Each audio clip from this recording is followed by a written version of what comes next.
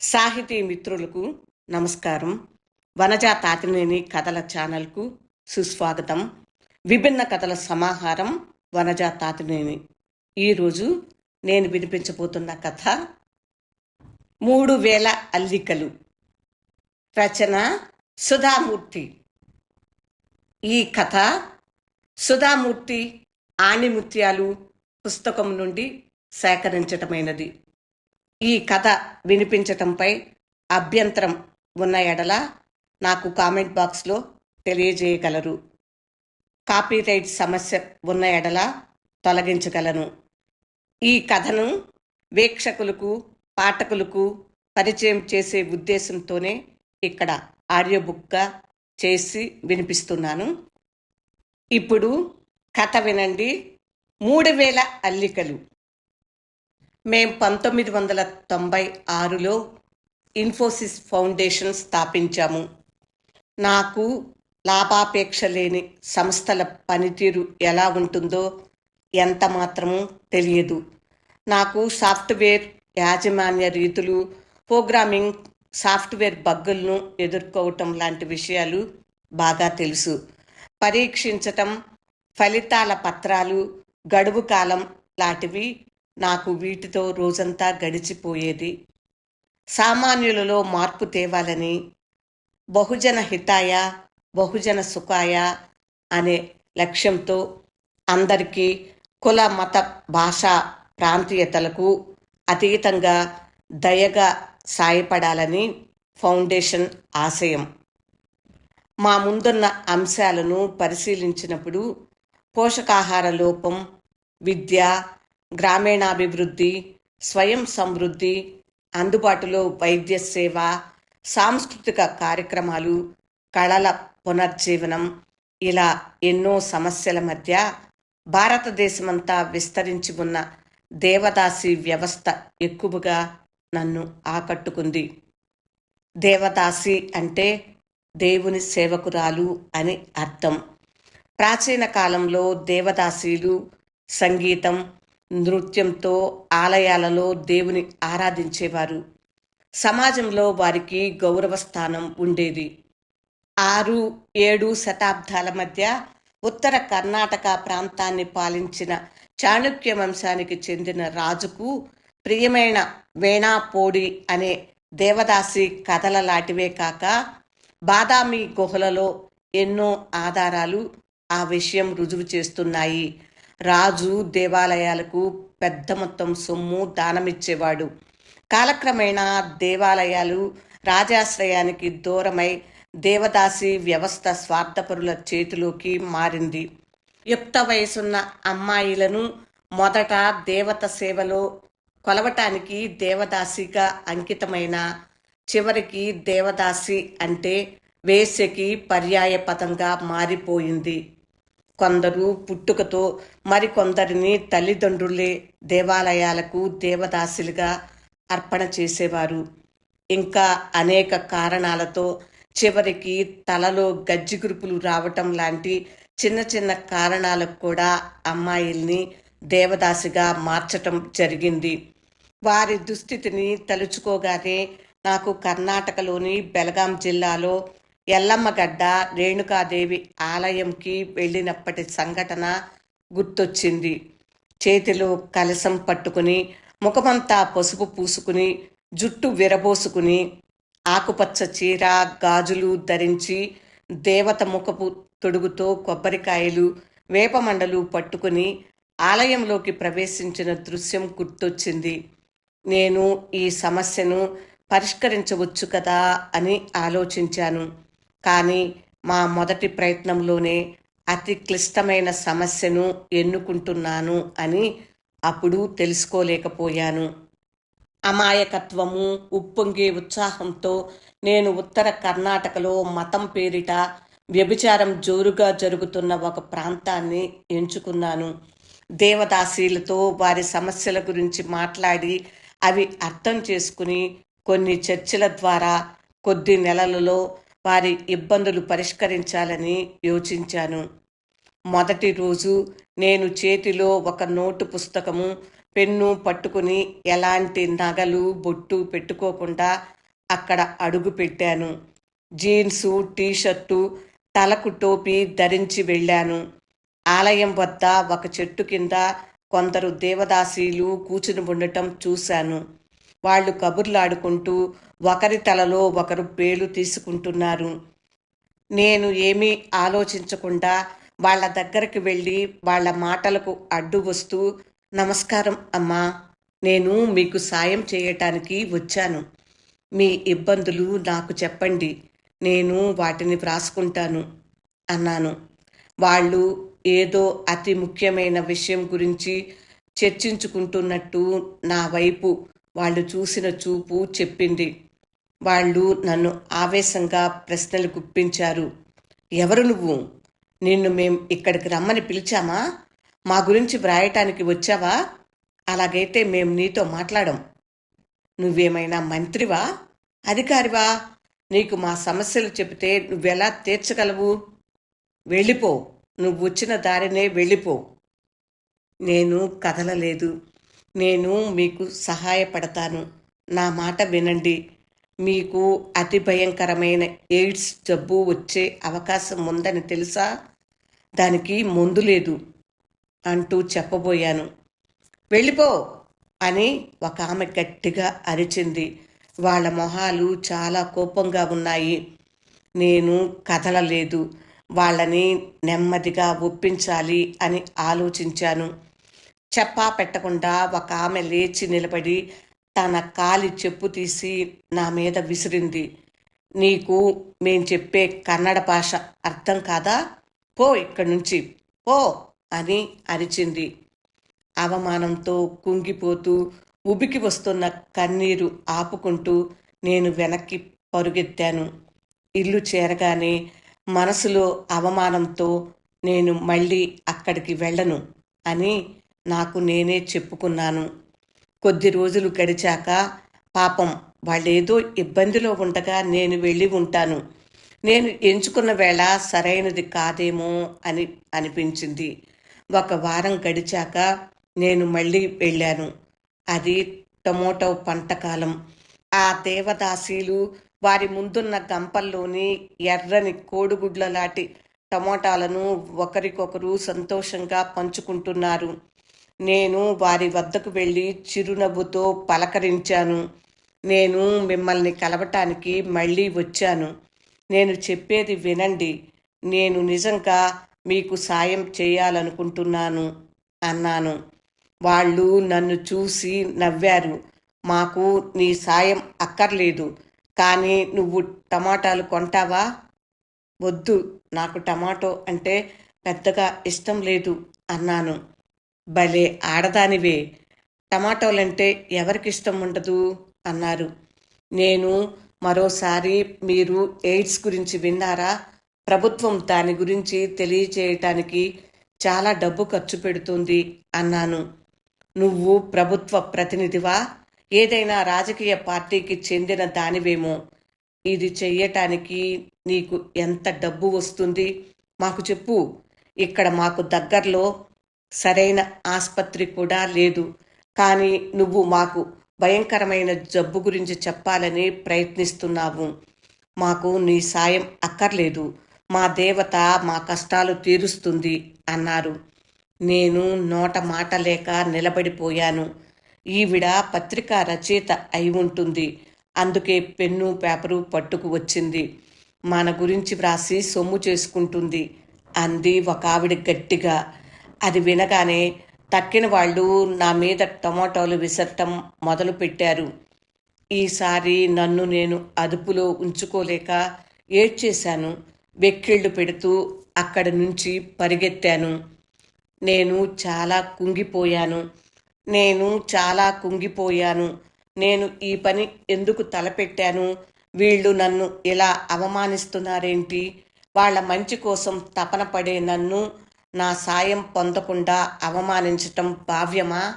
నేను ఈ రంగంలో పనికిరాను. నేను రాజీనామా చేసి నా ఉద్యోగం చేసుకుంటాను. ఫౌండేషన్కి వేరే ట్రస్టీని ఎంపిక చేస్తాను అనుకున్నాను. నేను ఇంటికి చేరగానే కూర్చుని రాజీనామా లేఖ వ్రాయటానికి కూర్చున్నాను. మెట్లు దిగి వచ్చిన మా నాన్న తల వంచుకుని వ్రాసుకుంటున్న నన్ను చూసి, అంత గంభీరంగా ఏమిటి వ్రాస్తున్నావు అని అడిగారు. నేను జరిగిందంతా ఆయనకి వివరించాను.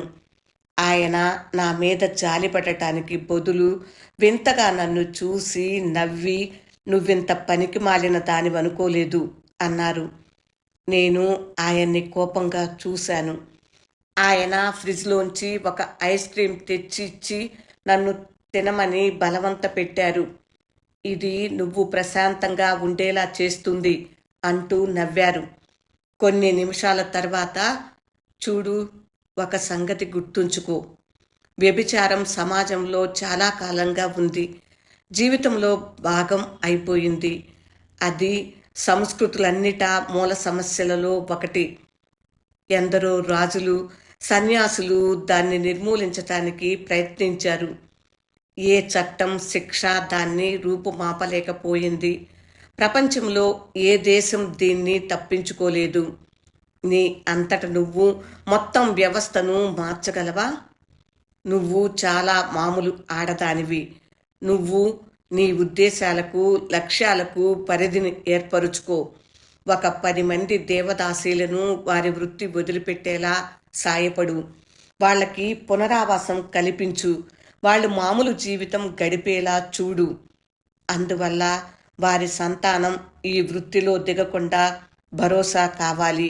దాన్ని నువ్వు లక్ష్యంగా ఎంచుకో.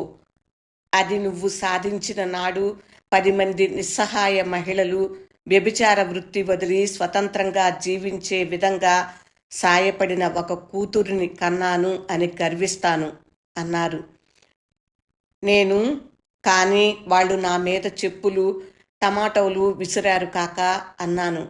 నేను మా నాన్నగారిని కాకా అని పిలిచేదాన్ని. నిజానికి ఇవాళ నీకు చెప్పుల నుంచి టమోటాలకు పదోన్నతి వచ్చింది. నువ్వు 3వసారి విడవకుండా వెళితే ఇంకా మంచి జరగొచ్చు అన్న ఆయన చెలోక్తికి నేను బలవంతంగా నవ్వాను. వాళ్ళు కనీసం నాతో మాట్లాడరు. నేను వాళ్ళ కోసం ఎలా పనిచేయగలను? నిన్ను నువ్వు ఒక్కసారి చూసుకో అంటూ మా నాన్న నన్ను తీసుకుని వెళ్ళి అద్దం ముందు నిలబెట్టారు. నువ్వు జీన్సు, టీషర్టు, టోపీ ధరించి వెళ్ళావు. ఇది నీకు అలవాటైన తీరు. కానీ ఒక పల్లెటూరి సగటు ఆడమనుషులు, దేవదాసీలు నిన్ను తమలో ఒకరిగా భావించలేరు, కలుపుకోలేరు. నువ్వు చీర కట్టుకుని నుదుట బొట్టు పెట్టుకుంటే వాళ్ళు నిన్ను ఆహ్వానించగలరనుకుంటున్నాను. నేను కూడా నీతో వస్తాను. ఇలాంటి సాహసాల్లో ముసలివారి సాయం చాలా పనికొస్తుంది అన్నారు. నేను వాళ్ళ కోసం నా వేషభాషలు మార్చుకోను. నాకు అలాంటి పై మార్పుల మీద నమ్మకం లేదు అని ప్రతిఘటించాను. మంచిది. వాళ్ళని మార్చాలంటే ముందు నిన్ను నువ్వు మార్చుకోవాలి. నీ వైనం మార్చుకోవాలి. అది నీ ఇష్టం. మరి ఆలోచించుకో అన్నారు. ఆయన నన్ను అద్దం ముందు వదిలేసి వెళ్ళిపోయారు. మా తల్లిదండ్రులు నా మీద కానీ, నా తోబుట్టువుల మీద కానీ చదువు, ఉద్యోగం, పెళ్లిలాంటి ఏ విషయంలో వాళ్ళ ఎంపికలు, నమ్మకాలు బలవంతంగా మా మీద రుద్దలేదు. ఎప్పుడూ నాకు సలహా ఇచ్చి వదిలేసేవారు. కావాలంటే సాయం చేసేవారు. కానీ నిర్ణయాలు నేనే తీసుకునేదాన్ని. కొన్ని రోజులు నాకు అయోమయంగా ఉంది. నేను సమాజ సేవకు కావలసిన నైపుణ్యాల గురించి ఆలోచించాను. ఇందులో ఏ ఆకర్షణ లేదు, ఆర్థిక లాభము లేదు. నేను కార్పొరేట్ ఉద్యోగిలా ప్రవర్తించక్కర్లేదు. నాకు భాషా పటిమ కావాలి, కానీ ఆంగ్లం అసలు అవసరమే లేదు. నేను నేల మీద కూర్చుని దేశీ ఆహారం తినగలిగి ఎక్కడికైనా ప్రయాణం చేయాలి. నేను ఓపికగా వినాలి. నేను చేసే పనిని ప్రేమించాలి. నా రూపమా, నేను చేసే పనా, ఏది నాకు ఎక్కువ తృప్తినిస్తుంది? అంతర్గత మథనం తర్వాత నా రూపం మార్చుకుని పని మీదే దృష్టి పెట్టాలని నిర్ణయించుకున్నాను. ఈసారి నేను జుట్టు ముడివేసుకుని తలలో పూలు పెట్టుకుని 200 ఖరీదు చేసి చీర కట్టుకుని పెద్ద బొట్టు పెట్టుకుని మంగళసూత్రం గాజులు వేసుకున్నాను. నేను సంప్రదాయ భారత నారీ వేషంలోకి మారి మా నాన్నను తీసుకుని దేవదాసీలను కలవటానికి వెళ్ళాను. ఈసారి మేం అక్కడికి వెళ్ళేసరికి వాళ్ళు మా నాన్నగారి పెద్దరికాన్ని గౌరవిస్తూ నమస్తే అన్నారు. మా నాన్న నన్ను పరిచయం చేశారు. ఈమె నా కూతురు. తను ఒక టీచరు. సెలవులకు వచ్చింది. మీరెన్ని కష్టాలు పడుతుంటారో నేను చెప్పాను. మీరు బతికేది మీ పిల్లల కోసం అని, మీ ఆరోగ్యం కన్నా వాళ్ళ చదువులు మీకు ఎక్కువ అని చెప్పాను. నిజమేనా అన్నారు. అవును సార్ అని ఏకకంఠంతో చెప్పారు. మా అమ్మాయి టీచర్ కనుక మీ పిల్లలు చదువుకుని మంచి ఉద్యోగాలు తెచ్చుకోవటానికి సాయం చేస్తుంది. ఆమె పిల్లలకు లభించే ఉపకార వేతనాల గురించి చెబుతుంది. వాటి గురించి మీకు తెలియకపోవచ్చు, కానీ తను చెప్పి మీ భారం తగ్గేందుకు సాయపడుతుంది. మీకు ఇష్టమేనా? మీరు కాదంటే తను మరో పల్లెకి వెళ్ళి అక్కడి ప్రజలకు సాయపడుతుంది. ఇందులో బలవంతం ఏమీ లేదు. ఆలోచించుకుని చెప్పండి. మేము 10 నిమిషాల్లో వస్తాము అన్నారు. నా చేతిని గట్టిగా పట్టుకుని నన్ను కొద్దిగా దూరానికి తీసుకువెళ్ళారు. అలా చెప్పారెందుకు? ముందు వాళ్ళకి ఎయిడ్స్ వల్ల కలిగే ప్రమాదాల గురించి చెప్పాల్సింది అన్నాను. ఇప్పుడు కాదు, దాని గురించి ఇంకోసారి చెబుదాం. ఇప్పుడే ప్రతికూల విషయాలతో మొదలు పెడితే ఎవరికి నచ్చదు. మొదటి పరిచయంలో వారికి సానుకూలంగా ఉండేది, వాళ్లకు లబ్ధి కలిగించేది చెప్పి ఆశ కలిగించాలి. నువ్వు నేను వాళ్లకు చెప్పినట్టు పిల్లలకు ఉపకార వేతనాలు ఇప్పించాలి. మొదట ఎయిడ్స్ మీద తర్వాత పనిచేద్దువు గాని. నేను టీచర్ అని వాళ్లతో ఎందుకు చెప్పారు కాకా? నేను సమాజ సేవకురాలుని అని చెప్పవచ్చు కదా అని ఆయన్ని నిలదీశాను. టీచర్ వృత్తిని వాళ్ళు గౌరవప్రదమైన ఉద్యోగంగా భావిస్తారు. నువ్వు ప్రొఫెసర్వి, అవునా కాదా అంటూ నాకు జవాబిచ్చారు. ఆయన వ్యూహం గురించి అనుమానిస్తూనే నేను తల ఊపాను. మేము తిరిగి వెళ్ళేసరికి వాళ్ళు మేం చెప్పేది వినటానికి సిద్ధంగా ఉన్నారు. నన్ను అక్కా అని పిలిచారు. నేను వాళ్ళకిచ్చిన మాట ప్రకారం వాళ్ళ పిల్లలకు ఉపకార వేతనాలు వచ్చేందుకు కృషి చేశాను. ఏడాదిలో కొందరు పిల్లలు కాలేజీకి వెళ్ళడం ఆరంభించారు. తర్వాత నేను ఎయిడ్స్ ప్రస్తావన తీసుకువస్తే వాళ్ళు విన్నారు. నెలలు గడిచాయి. వాళ్లతో బంధం ఏర్పరుచుకోవటానికి నాకు 3 ఏళ్లు పట్టింది. నేను వాళ్ళ ప్రియమైన సోదరిగా మారిన పిదప గుండెలు కరిగించి వేసే తమ కన్నీటి కథలను, వ్యతలను నాతో పంచుకోవటం మొదలుపెట్టారు. అమాయకులైన ఆడపిల్లలను భర్తలు, సోదరులు, తండ్రులు, ప్రియులు, మామలు, బంధువులు ఈ వృత్తిలోకి అమ్మివేస్తారు. కొందరు తామే స్వయంగా కుటుంబాన్ని దారిద్ర్యం నుంచి తప్పించటానికి, పొట్టపోసుకోవటానికి, ఒళ్ళొమ్ముకోవటానికి సిద్ధపడతారు. కొందరిని మంచి ఉద్యోగం ఇప్పిస్తామని వలవేసి వేశ్యా వృత్తిలో దించుతారు.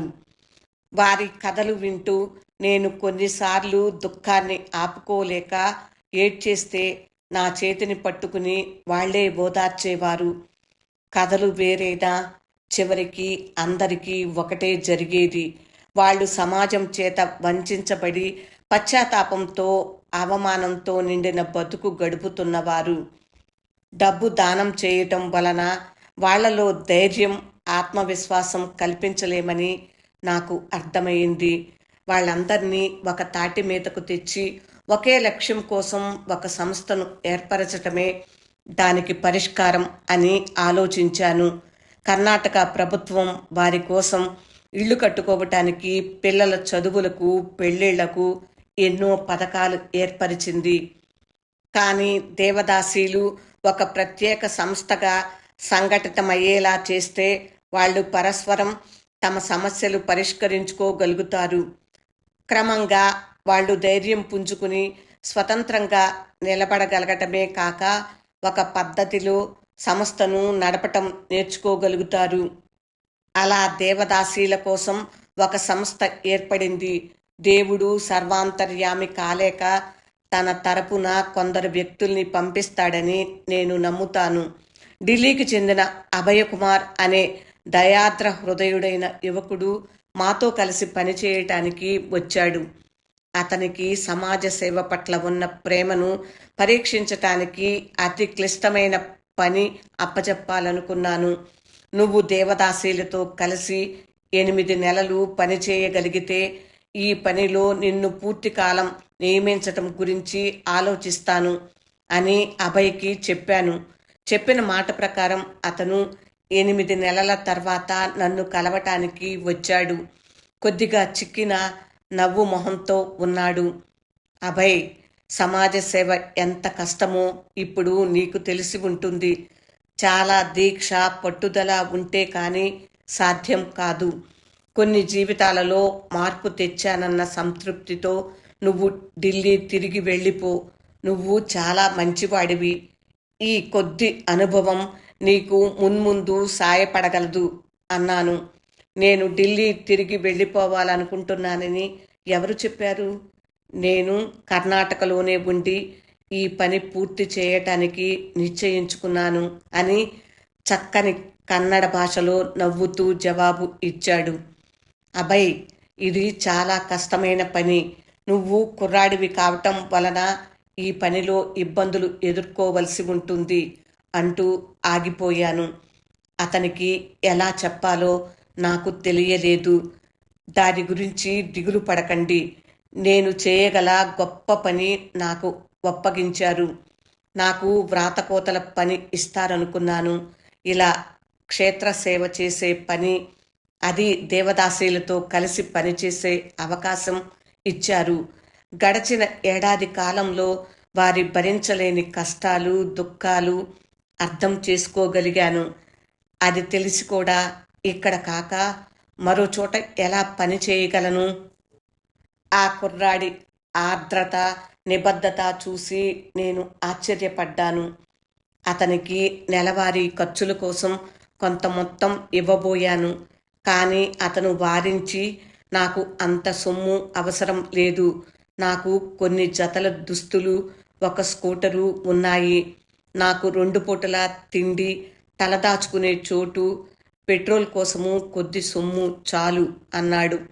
అతని వైపు అభిమానంగా చూసి తన జీవిత లక్ష్యం కనుగొన్న ఒక మనిషి అని గ్రహించాను. అతను నా వద్ద సెలవు తీసుకుని నమ్మకంగా అడుగులు వేస్తూ వెళ్ళిపోయాడు. అభయ్ ప్రాజెక్ట్ లీడర్ అయ్యేందుకు నేను హృదయపూర్వకంగా సహకారం అందించాను. ప్రాజెక్టుకు సంబంధించిన విషయాలు అతనితో క్రమం తప్పకుండా అడిగి చర్చించేదానిని. ఒకరోజు నేను దేవదాసీలను కలిసి వారి పిల్లల బాగోగుల గురించి అడిగాను. మాకున్న గడ్డు సమస్య మా పిల్లల చదువు. మేము చాలాసార్లు వాళ్ళ స్కూల్ ఫీజు కట్టలేక మాకు తెలిసిన పాత పనికి వెళ్లాల్సి వస్తుంది అన్నారు వాళ్ళు. మీ పిల్లలు ఏ తరగతి చదువుతున్నా వాళ్ళ చదువుల ఖర్చు మేం చూసుకుంటాం. కానీ మీరు ఎలాంటి పరిస్థితిలోనూ దేవదాసిగా ఉండకూడదు అని గట్టిగా చెప్పాను. వాళ్ళు సంకోచిస్తూనే అంగీకరించారు. వాళ్ళు నన్ను, అభయ్ని చెప్పిన మాట తప్పక చేస్తామని నమ్మే స్థితికి వచ్చారు. వందలాది పిల్లలను మా ప్రాజెక్టులో నమోదు చేసుకున్నాము. కొందరు వృత్తి విద్యా కోర్సులలో, మరికొందరు చిన్న పెద్ద క్లాసుల్లో చేరారు. మేం ఎయిడ్స్ నివారణ, నిరోధం గురించి వివరించే శిబిరాలు నిర్వహిస్తూ వీధి నాటకాల ద్వారా ఆడవారికి, పిల్లలకు అనేక వైద్యపరమైన అంశాల గురించి చెబుతూ తలలో కురుపులు రావటం వల్ల దేవదాసి కావలసిన అవసరం లేదని తెలియజెప్పాము.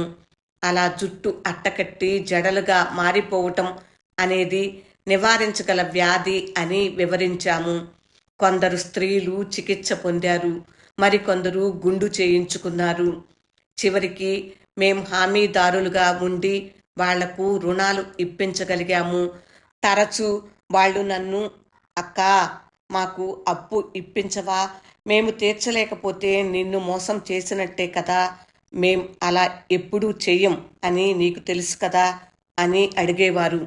అప్పటికే నాకు ఎవరైనా ధనికులు మోసం చేస్తారు కానీ మా దేవదాసీలు కాదన్నది లోలోపల బలపడసాగింది. వారికి నా పట్ల, నాకు వారి పట్ల ప్రగాఢమైన విశ్వాసం కలిగింది. మరోవైపు అభయ్‌కు, నాకు జీవితం ప్రమాదకరంగా మారింది. మమ్మల్ని చంపుతామంటూ స్థానిక రౌడీలు, విటులు, దళారీలు ఫోన్లు, ఉత్తరాలు, కబుర్ల ద్వారా బెదిరించసాగారు. నేను నాకన్నా అభయ్ గురించి ఎక్కువ కంగారు పడ్డాను. పోలీసుల భద్రత ఏర్పాటు చేస్తానంటే అభయ్ నిరాకరించి నా గురించి భయం వద్దు, మన దేవదాసీలు నన్ను కాపాడతారు అన్నాడు.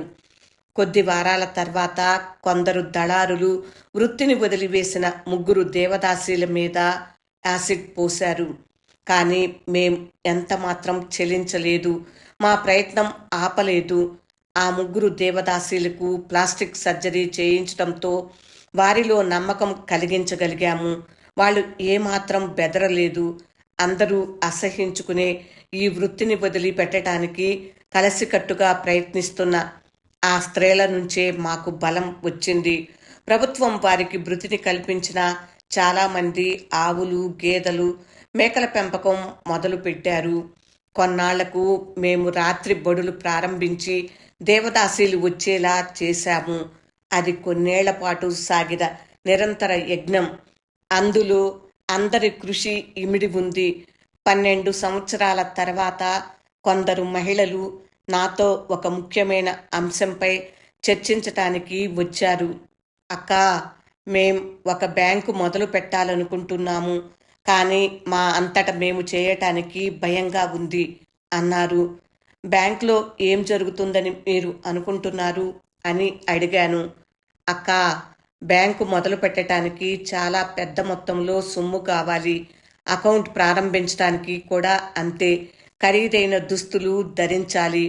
బ్యాంకుల వాళ్ళు సూట్లు, టైలు వేసుకుని ఏసీ గదుల్లో కూర్చుని ఉండటం చూశాము. కానీ మా దగ్గర అలాంటి వాటికి సొమ్ము లేదు అన్నారు. వాళ్ళు ఈ విషయం మా దృష్టికి తీసుకురాగానే నేను, అభయ్ వాళ్ళను కూర్చోపెట్టి బ్యాంకుల పనితీరు, మూలసూత్రాలు వివరించాము. కొందరు నిపుణులను సంప్రదించి వారి పర్యవేక్షణలో మేము వాళ్ళ కోసము బ్యాంకును ప్రారంభించాము. కొన్ని చట్టపరమైన, యాజమాన్య విషయాలు మటుకు మేము అందించాము. బ్యాంకు ఉద్యోగులు, పెట్టుబడిదారులు దేవదాసి వర్గానికి చెందిన వారే అయి ఉండాలని కట్టుబాటు చేశాము. ఎట్టకేలకు ఆ స్త్రీలు పెట్టుబడి మొత్తాలు సేకరించి తక్కువ వడ్డీకి రుణాలు పొందగలిగారు. లాభాలు బ్యాంకు సభ్యులు సమానంగా పంచుకునేవారు. క్రమంగా బ్యాంకు పెరిగి ఆ మహిళలే డైరెక్టర్లుగా బ్యాంకు నిర్వహణ చేపట్టారు. 3 ఏళ్లలో బ్యాంకు 80 లక్షల రూపాయల మూలధనంతో మాజీ దేవదాసీలకు ఉద్యోగాలు కల్పించడమే కాక దాదాపు 3,000 మంది ఆడవారు దేవదాసి వృత్తిని వదిలిపెట్టేలా చేసి ఘన విజయం సాధించింది. 3వ వార్షికోత్సవానికి బ్యాంకు నుంచి నాకు ఒక లేఖ వచ్చింది. మేం బ్యాంకు ప్రారంభించి 3 సంవత్సరాలు గడిచాయని తెలపటానికి చాలా సంతోషిస్తున్నాము. ఇప్పుడు మా బ్యాంకు ఆర్థికంగా నిలదొక్కుంది. మేం ఎవరము దేవదాసి వృత్తి ద్వారా డబ్బు సంపాదించటం లేదు. మేం తలో 100 రూపాయలు ఆదా చేసి ఈ వేడుక కోసం 3 లక్షల రూపాయలు పోగు చేశాము. ఒక హాలు అద్దెకు తీసుకుని అందరికీ ఆ రోజు విందు ఏర్పాటు చేశాము. అక్కా, నువ్వు తప్పక వచ్చి మా వేడుకలో పాలు పంచుకోవాలి. నువ్వే మాకు ముఖ్య అతిథివి. మా కోసం నీ సొంత ఖర్చుతో 100 కిలోమీటర్లు ప్రయాణం చేసి చాలా డబ్బు మా కోసం ఖర్చు పెట్టావు. ఈసారి నీకు రాను పోను ఏసీ వోల్వో బస్ టికెట్ నుంచి మంచి ఖరీదైన హోటల్లో మేము వసతి ఏర్పాటు చేయాలనుకుంటున్నాము. ఆ డబ్బు మేం కష్టపడి నైతికంగా, చట్టపరంగా సంపాదించాం. నువ్వు మా ఈ వినయపూర్వక ప్రార్థన మన్నించాలి, కాదనకూడదు.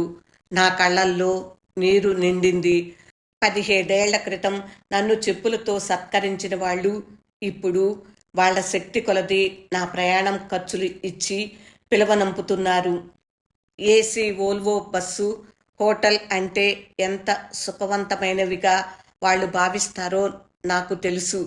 నా ఖర్చుతో నేను ఆ వేడుకకు వెళ్ళాలని నిశ్చయించుకున్నాను.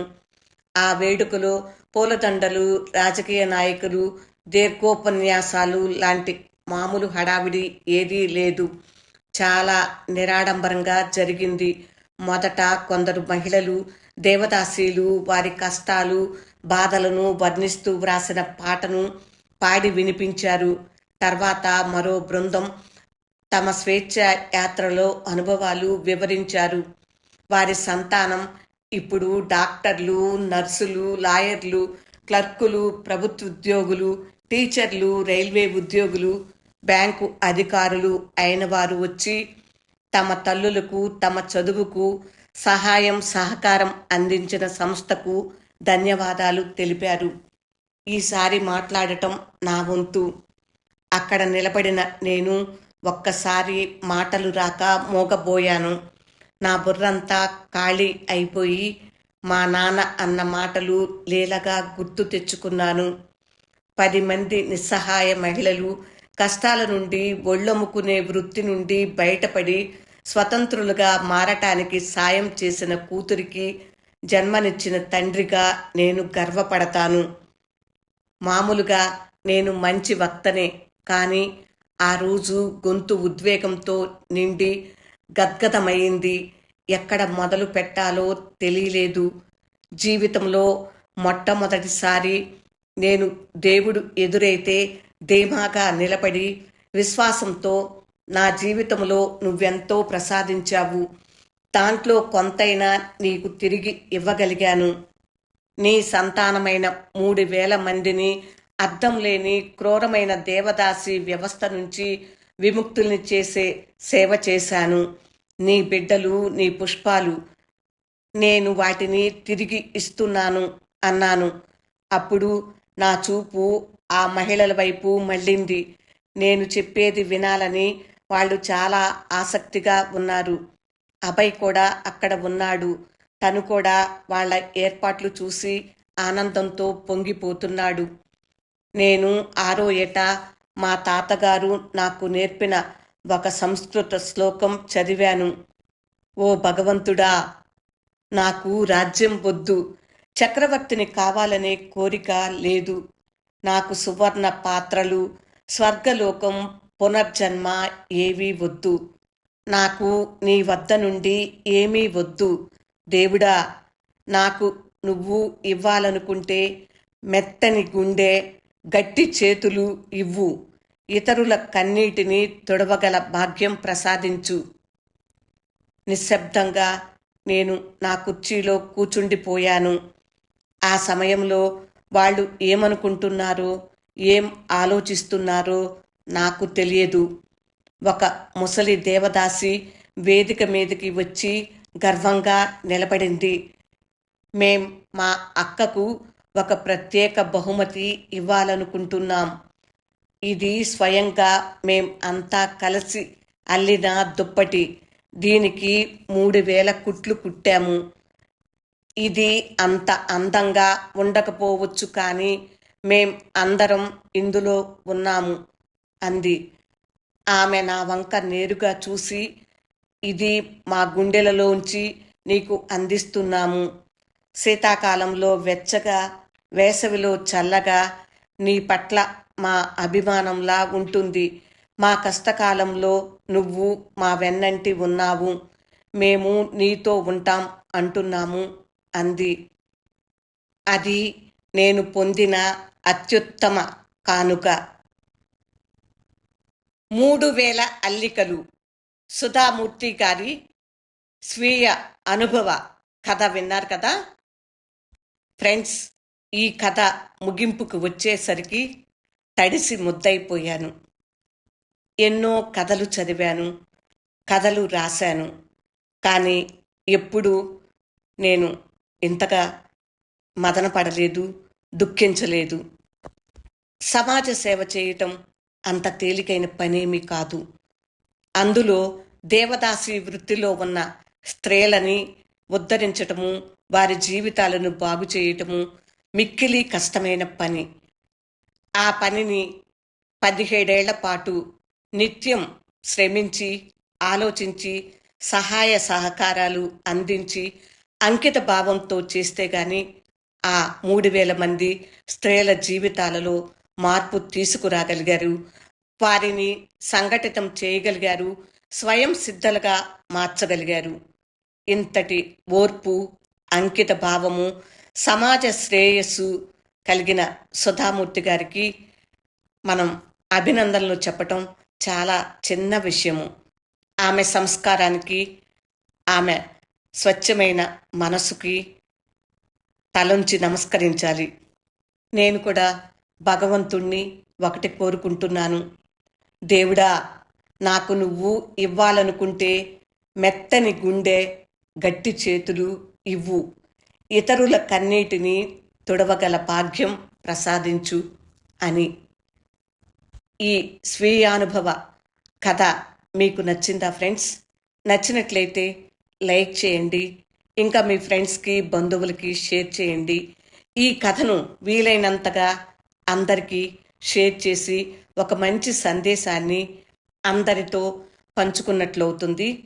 తప్పకుండా షేర్ చేస్తారు కదూ. అలాగే మీ స్పందనని కామెంట్ బాక్స్లో తెలియచేయండి. ఇంకా నా ఛానల్ సబ్స్క్రైబ్ చేయనట్లయితే సబ్స్క్రైబ్ చేయండి. ఇలాంటి విభిన్నమైన కథలు నేను ప్రతిరోజు వినిపిస్తూనే ఉన్నాను. తప్పకుండా నా ఛానల్ని సందర్శించి ప్రతి కథ పూర్తిగా వినండి. ఇప్పుడు కూడా పూర్తిగా విన్నందుకు హృదయపూర్వక ధన్యవాదములు. విభిన్న కథల సమాహారం వనజ తాతినేని. వింటూనే ఉండండి. వింటున్నందుకు హృదయపూర్వక ధన్యవాదములు. నమస్తే.